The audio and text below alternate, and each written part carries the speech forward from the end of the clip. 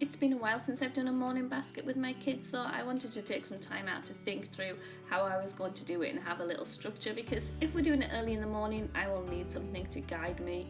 I can't just wing it completely. So I'm just thinking about the different types of things that we'll do. We're going to start off with some reflection and discussion, move to listening, and then do some activities together. And I'm just putting down some of the things that we already do into that and thinking about what I can add in to enrich the process a little bit. I did switch things around a little bit because I realised that I didn't want my kids to sit and be listening for a bigger chunk of time, so I switched and added some games in earlier on and just thought about how it would work best with my particular kids.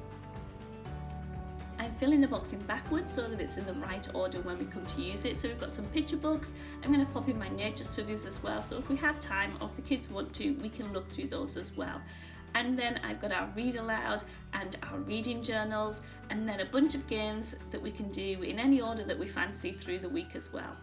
Here's a closer look at the reading journals. I just normally put a prompt for discussion and drawing, or them having a go at writing as well, or just scribe. I'll scribe for them. And then games that even my toddler can join in, cutting and jumping and hunting for things and so on. So they're all ready with the resources as well. At the library, I looked for books about inspiring people, and we'll pick one of those books to read a little bit each day. And then I found these great affirmation posters from Twinkl, so we're going to read and discuss one at the beginning of our circle time after we've read a poem of the day. So that's it. That's our morning basket. We'll see how it goes. I've tried to keep it really simple. There's a temptation to overthink it, and I'm hoping that it's something we can just get done in half an hour maximum.